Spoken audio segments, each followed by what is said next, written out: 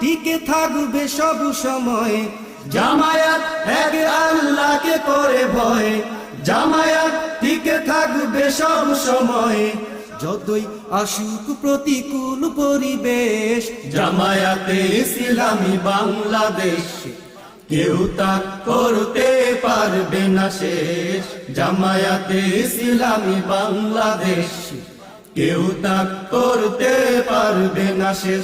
এ দল আল্লাহর আইন দেশে করবে কায়েম, আল্লাহর আইন দেশে করবে কায়েম।